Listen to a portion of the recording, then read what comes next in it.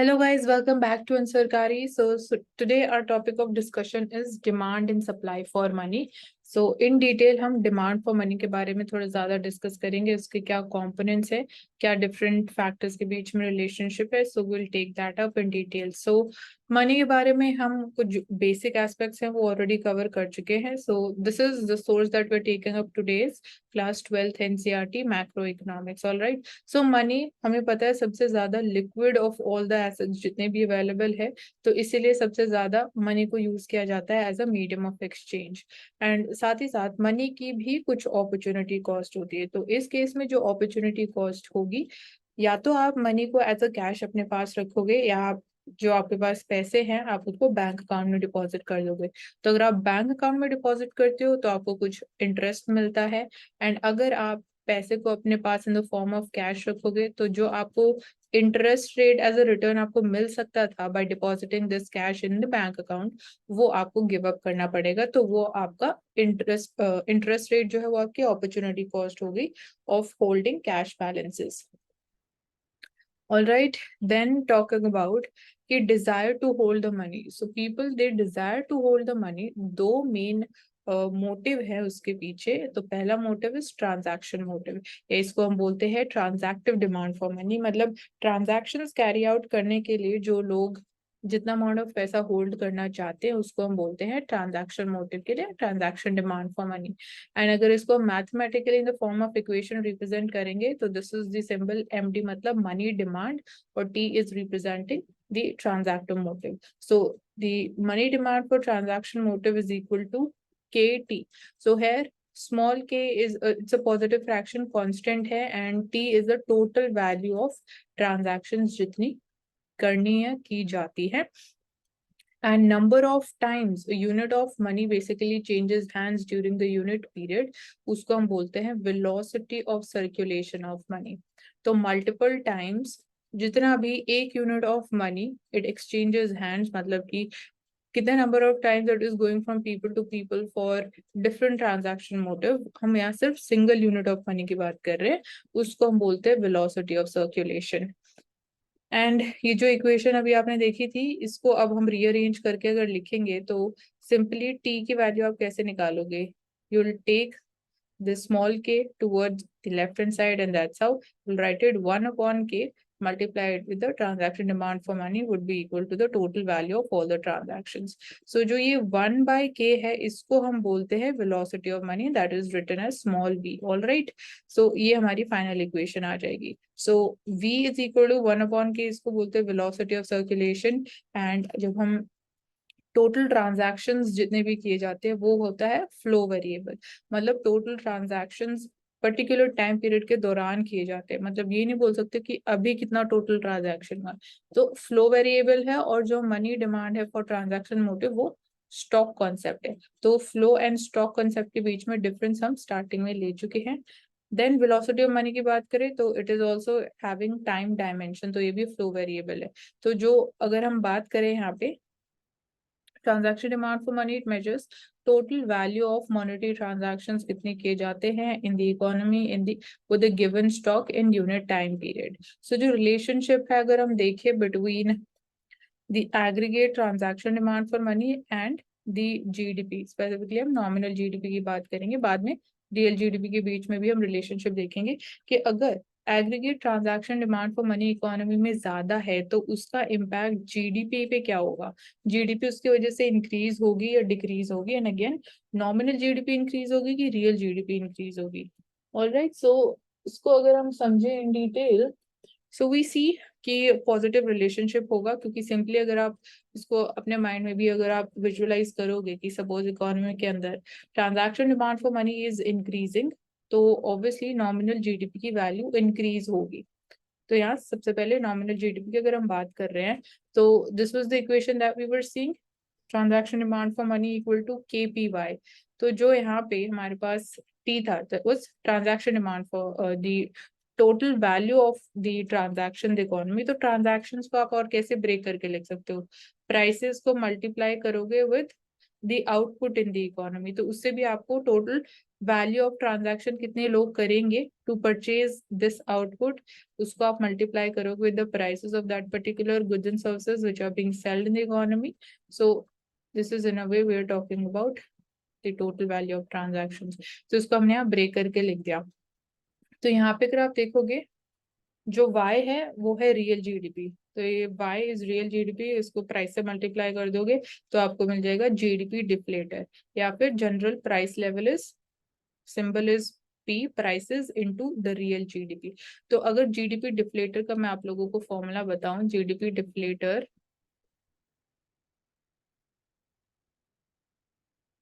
It is equal to nominal GDP divided by the real GDP, nominal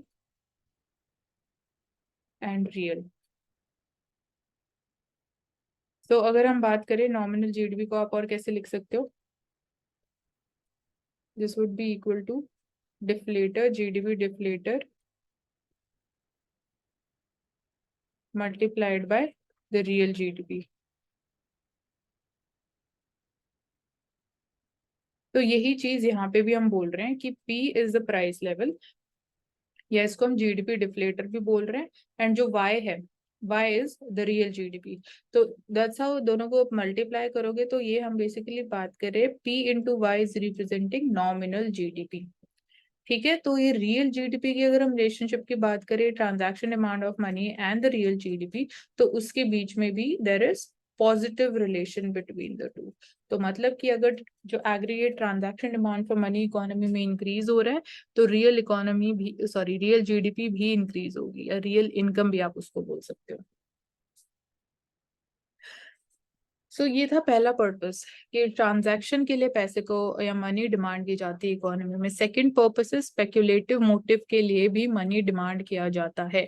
तो यहाँ पे अभी तक हमने देखा कि एन इंडिविजुअल में hold her wealth in the form of landed property, Baliyan मतलब गोल्ड की हम बात करें, बॉन्ड्स में मनी के फॉर्म में. तो यहाँ पे हम for simplicity we are clubbing जितने भी डिफरेंट फॉर्म्स ऑफ एसेट्स है, we are categorising them into one category and calling them to be bonds. तो बॉन्ड्स इशू की जाती है by the government also, private sector also, to raise funds, and again people they buy the bonds, और जो पैसा वो देते हैं टू बाय दो बॉन्ड्स, वो उनके लिए अगेन एक इन्वेस्टमेंट होगी, क्योंकि अगेन बॉन्ड के ऊपर जो कंज्यूमर्स को रिटर्न्स मिलते हैं उसको हम बोलते हैं कूपन रेट पे.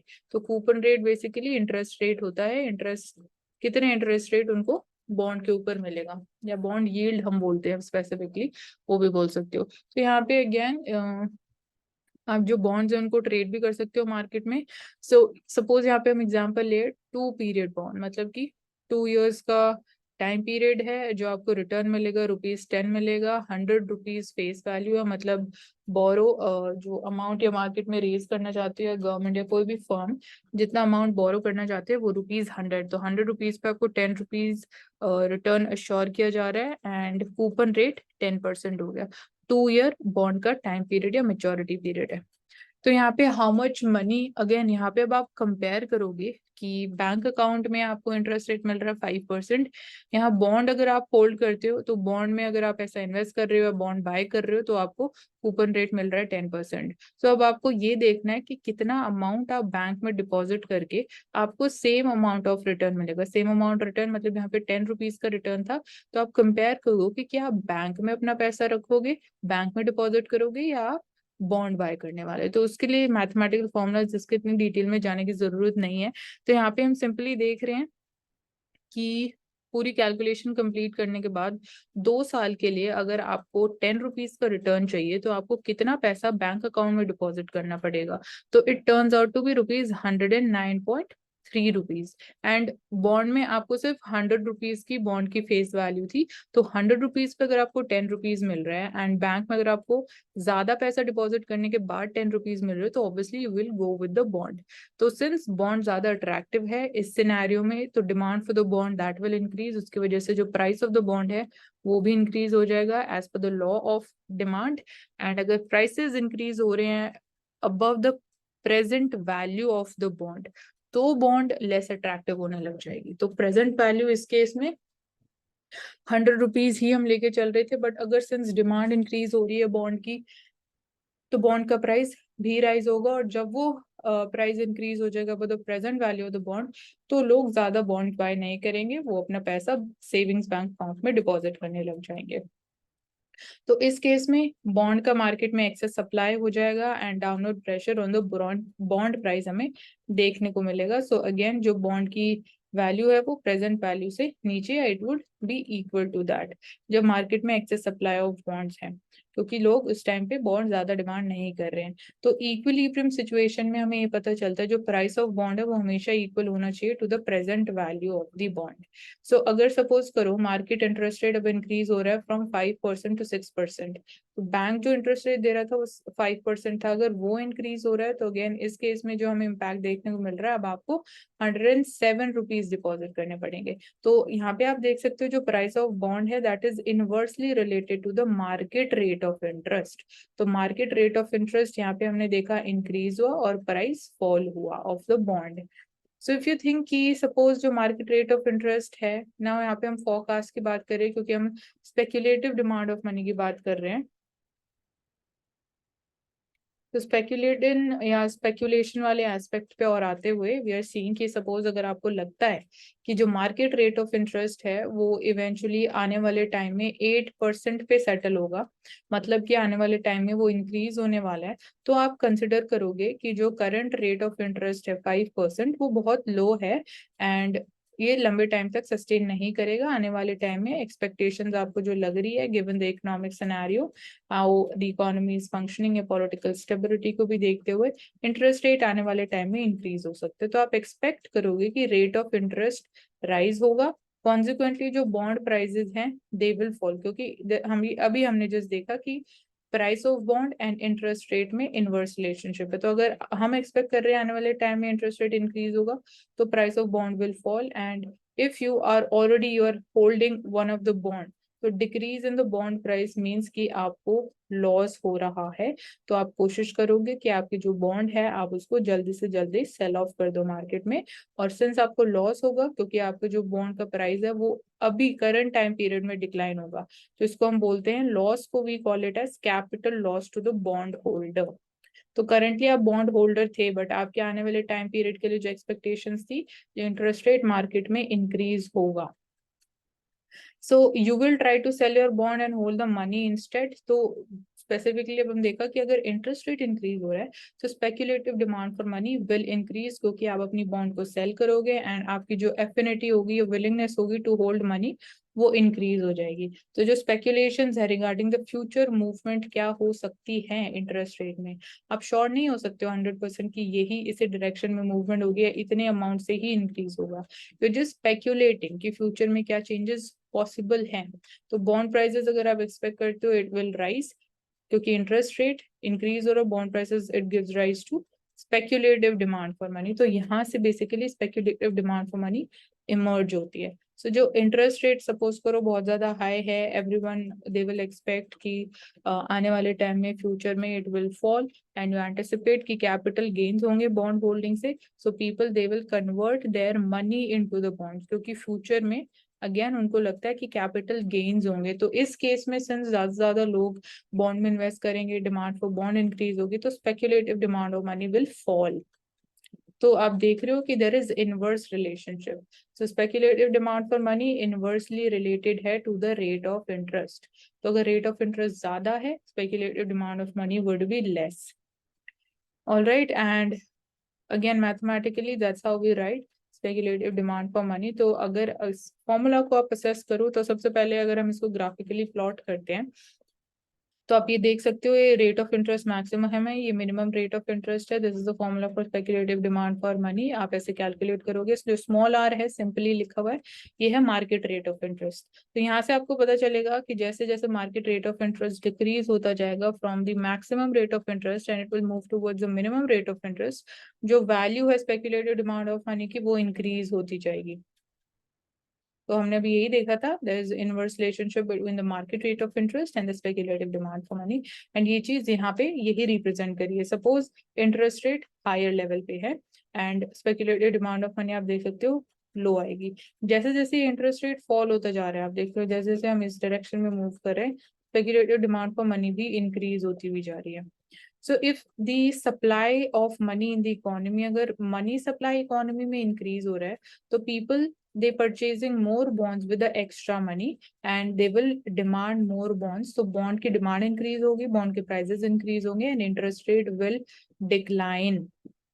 So that's how the things they are interrelated. And अगर आप अब इसको क्लब करके लिखोगे मनी डिमांड पूरी इकोनॉमी में, अभी तक हमने दो कॉम्पोनेंट समझे, transaction demand for money and speculative demand for money. तो सिंपली दो जो हमने दो इक्वेशंस देखी उनको आप साथ में क्लब करके लिखोगे. सो this is the equation for money demand. अब हम सप्लाई ऑफ मनी की बात करें तो अगेन इसमें इतना कुछ कॉम्प्लेक्सिटी नहीं है, बहुत सारे मेजर्स हैं. मनी डिफरेंट फॉर्म्स में इकोनॉमी में सर्कुलेट हो रहा है. पहले तो करेंसी नोट्स हैं, कॉइन्स हैं जो मॉनेटरी अथॉरिटी इशू करती है. बैंक में सेविंग्स अकाउंट में depositing your money, depositing money in the current account, so that is there. इनको हम बोलते हैं डिमांड डिपॉजिट. तो डिमांड डिपॉजिट बेसिकली जो डिपॉजिटर्स या जो एज कंज्यूमर आप अपना पैसा बैंक में डिपॉजिट कर रहे हो, आप उसको किसी भी पॉइंट ऑफ टाइम पे डिमांड कर सकते हो टू विड्रॉ इट. तो उनको हम बोलते हैं demand deposit. As per your wish, as per the demand of the consumer, आप अपने डिपॉजिट्स को विड्रॉ कर सकते हो. So another component of money is time deposit, जिसको हम एफडी भी बोलते हैं. आप एफडी कराते हो कुछ फिक्स टाइम पीरियड के लिए. सो ये डिफरेंट फॉर्म्स ऑफ मनी जो इकोनॉमी में एग्जिस्ट कर रहे हैं. So value of currency notes जो है एंड कॉइन्स हैं derived from the guarantee which is provided by issuing authority. तो जो इंट्रिंसिक वैल्यू है करेंसी नोट की, इंट्रिंसिक वैल्यू क्या है? जिस पेपर से वो बने हैं, जो रॉ मटेरियल यूज है उनको बनाने में, intrinsic value is less than the face value. Similar is the case in case of coins as well. तो आप उसको क्यों as a medium of exchange accept करते हो? फिर अगर उसकी इंट्रिंसिक वैल्यू जिस चीज से वो बना हुआ है उसकी वैल्यू कम है compared to the value of the good जो आप बाय करना चाह रहे हो, आप उसको बाय इसलिए कर रहे हो क्योंकि उसकी फेस वैल्यू ज्यादा है and that is a guarantee जो हमारी मॉनेटरी अथॉरिटी हमें प्रोवाइड करती है. क्योंकि आप देखोगे करेंसी नोट के ऊपर आरबीआई गवर्नर के साइन होते हैं. देन फिएट मनी और ये सब हम ऑलरेडी डिस्कस कर चुके हैं. लीगल टेंडर्स का limited, unlimited legal tender, different forms of examples we have already taken up. So that's how we complete today's topic. So यहाँ पे हमने इन डिटेल बात करी डिमांड फॉर मनी के बारे में, transactive demand and speculative demand for money. We understood the relationship and GDP deflator की भी हमने बात कर ली. So that's all, and if you have any kind of doubts you can leave that in the comment section and stay tuned for further sessions. And I hope you have covered all the previous lectures, and do subscribe to Ansarkari and stay tuned.